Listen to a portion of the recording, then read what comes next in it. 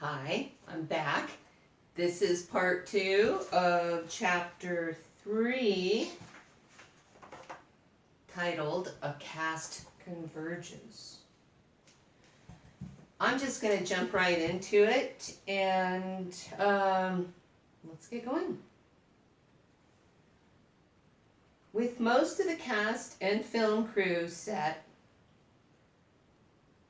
let's start over again. Flustered today. Hi, this is part 2 of chapter 3, and I'm just going to jump right into it today. With most of the cast and film crew set, Hal was almost ready to start filming. But his script called for several other parts that were still up for grabs. Women to play the master's wives, a young couple to play an ongoing romantic love scene in a car, 2 women travelers at the end, and an actress to play Maggie, the lost family's wife and mother.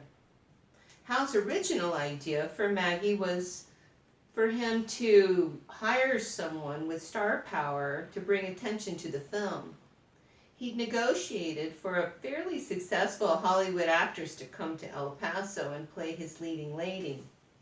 In an original script provided by Joe Warren, the name Suzanne is written in pencil next to Maggie's dialogue, which raises the question whether the mystery actress could have been Suzanne Plachette, the most likely actress of the day with that name and level of stardom.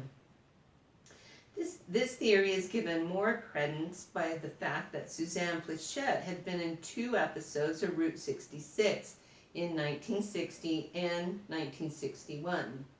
At the time she was 29, the right age to play Maggie, Mike's wife. Speculation aside, the story goes that shortly after arriving in El Paso, as she became fully aware of the project at hand and the lack of experience involved, Suzanne became incensed and jumped on the most available flight back to LA. She no doubt had also discovered that pay was to be deferred. Whoever the unknown actress was, she undoubtedly made the right decision to walk away. Undeterred, Hal immediately placed an ad in the El Paso Herald-Post for a lead actress in his new feature film. And once again, the hands of fate were about to do some rearranging. Just about that time, 21-year-old Diane Marie Rystad was on the road in her VW van with her best friend, camping gear, and her dad's Phillips 66 fuel card, driving from Colorado to Mexico to kick around in the sun for fun. Diane had grown up in El Paso and her parents were still living there. When her VW van's engine blew up just outside the city limits and the repair bill was much more than the $20 the girls had between them, they were forced to stay with Diane's parents and find work to pay the bill before resuming their trip.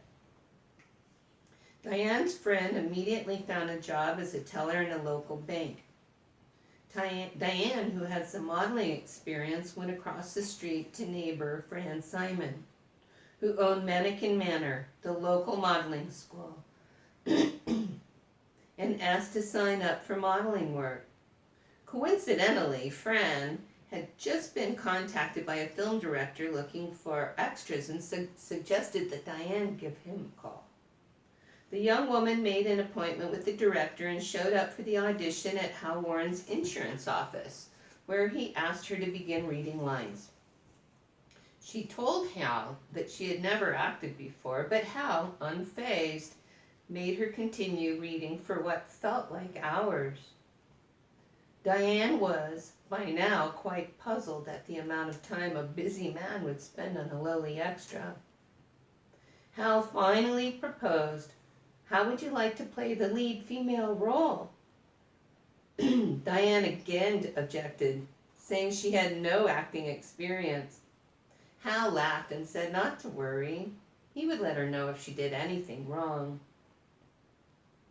That afternoon, when Hal pulled out the contract, Diane wasn't comfortable signing and told him she would come back with someone to look over it with her. The next day, she returned with her mother, who waited in the reception area, while Diane went into Hal's office. After a few minutes, unaware that Diane's mother was waiting just outside the door, Hal asked Diane to remove her shirt. She vehemently objected and called out for her mom, who quickly bundled into the room. Hal immediately recovered with, "I was just testing you. You'll do just fine," while moving on in a businesslike manner. His attitude toward her remained all business from that point on, as she recalls. Hal's script had originally called for 8 wives. One of the original women chosen to play a master's wife, Joyce Mollier, broke her ankle during rehearsals on May 4th, when stunt coordinator Bernie Rosenblum was teaching the girls how to fall during the fight scene. This effectively removed the aspiring actress from a role that required bipedal propulsion. Joyce's father insisted that Hal pay the medical bills associated with the accident, and Hal balked, having already invested all the personal funds he was willing to part with, suggesting it was an accident that Joyce could have prevented. Her father disagreed and filed suit in the 65th District Court against Hal, Sun City Films, and Norm Iris Production on his daughter's behalf. The suit, seeking $4,000, claimed the defendants were negligent in not providing mats for the film cast and for not teaching the new actors and actresses how to fall without injuring themselves, according to an article in the El Paso Herald-Times. Hal managed to avoid the lawsuit temporarily by keeping Joyce in the film, hoping that would placate her enough to drop the suit altogether. According to Diane, Joyce was Hal's favorite, and the young woman probably hoped Hal's fondness and the film would bring her closer to her dreams of acting. To keep her working, Hal offered her a different, better part in the movie when he invented new characters and scenes. As the character Sally, the script name, lip-locked with George, Bernie, while drinking booze in a convertible sports car for 24 hours without ever getting to second base. It was a part that included several scenes, speaking lines, and even a close-up. Because she'd be filmed in the car, her leg cast wouldn't be visible, and best of all, she wouldn't have to share the spotlight with a bunch of other identically dressed women. Bernie, her makeout partner, said later that having the two of them and that cast crammed into the car wasn't as fun as it looked, but that he enjoyed himself and his face time on camera. The extra scenes also gave Sun City Films president William Bryan Jennings and his deputy more screen time with the sheriff car that they had borrowed. And with the need for more dialogue, Jennings used the opportunity to insert a line of his own making, and one that his son Brian says suited his style quite well. "Whatever it is you're not doing, don't do it somewhere else." Having already lost one of the women to an accident, Hal decided to stay on schedule by making do with the 6 women he'd recruited from the Mannequin Manor modeling school, the same finishing school owned by Diane's neighbor, Fran Simon. Simon, an El Paso fixture and a proper matronly woman who was protective of the young women she represented and tutored, apparently had no idea what she was getting her girls into when she handpicked each one and agreed to send them out to the shoot. She had even been encouraged to understand and agree that the women would forego financial compensation and, like the others, at first believed it would be good for their careers. 2 of the actresses may never receive proper acknowledgement because of how the credits were listed. One of the travelers is credited as an El Paso businessman, while another actually played one of the women travelers at the end of the film. The actresses playing the six wives were Betty Burns, Sherry Proctor, who was only 18 at the time, Robin Redd, Stephanie Nielsen, Pat Coburn, and Pat Sullivan. Besides high school cheerleading, Sherry and Robin's only previous performing experience had been a few gigs as go-go dancers at Western Playland, the local theme park. And at the Holloman Air Force Base Officers Club, where they wore the requisite go-go dancer costumes of white patent leather knee-high boots and short fringed dresses. Sherry felt this did not properly prepare them for the costumes they would be asked to wear for the film. Robin's role was more involved, with lines in a scene where she passionately kisses the tied up and unconscious Mike. Stephanie, who played the head wife, Leonore, in the script, is the outspoken one who gets tied to a post and beaten by the master while her clothing, which resembles toilet paper, is ripped from her body. Clara and Sarah, the two hapless travelers in a convertible at the end of the film, were played by Leilani Hansard, who worked for Judge Colbert Coldwell, and the secretary of local businessman Jay Hall, who was credited under her boss's name. Their scenes suggested that they are slated as future wives of the master, even though he had just recently acquired two other new ones. Bob Guidry shared the story of the two secretaries, both pretty good lookers, in a letter to Bernie. The young women showed up for the last scenes shot on a drizzly day that foreshadowed the future of Manos and how audiences might receive it. Both women had scripts beforehand and were unable to keep a straight face, making filming difficult when they continually burst into laughter while trying to act as happy characters on vacation. Bob's letter reveals that Hal wanted his wife, Norma, and Bob's wife, Pat, to play the two women travelers. Bob managed to talk Hal out of the idea, given that Norma was very visibly 6 months pregnant at the time and probably not the best representation of temptress to the master.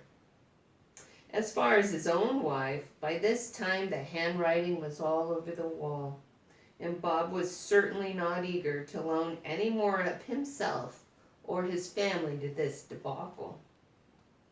Instead, the real wives busied themselves behind the scenes. Norma was put in charge of the script and helping out whenever needed, and she can be seen very briefly and very pregnant in some of the outtakes that are part of the Manos film restoration. Pat hung around the set as often as she could to observe the process and made herself useful making coffee and such. Years later, she recalled her Manos experience in a 1981 article for Nova, the UTEP alumni magazine, under the name Pat Ellis Taylor. A snippet. Every night we stumbled out into the sand with her camera equipment and boxes, costumes and makeup and slate boards to frolic under the spotlights like a camp of druids, while Hal Warren paced with cigar in mouth and shouted out directions. All that was left to make this movie happen was a fantastic soundtrack, and Hal knew just the guy to do it. His poker buddy, Bob Smith Jr. In 1966, Bob Smith was living in his mother's home while finishing his last year of grad school at Texas Western University. He was known for his musical talent as much as an actor, and as a senior drama student in 1965, he was in the Texas Western University production of Taming of the Shrew with John Reynolds. He had been on stage in university productions of The Wonderful Time, Life with Father, Firebugs, Zoo Story, The Rivalry, Mother Courage, Pentagales, The Intruder, and a review, Splash of Bitters. Bob had the ability to sit down at any piano, and he kept a baby grand in a back room at his mother's house, and to instantly compose a song or hear a piece of music and play it back perfectly. Bob was friends with Bernie and a semi-regular at the Friday night poker games at Bob Guidry's house. He wasn't much of a talker, but would head straight to the piano, often starting off with his favorite gospel hymn about the road to Damascus. In those moments when he was playing, this short, stocky, unassuming man would become radiant, even beatific, as the music and the spirit overtook him.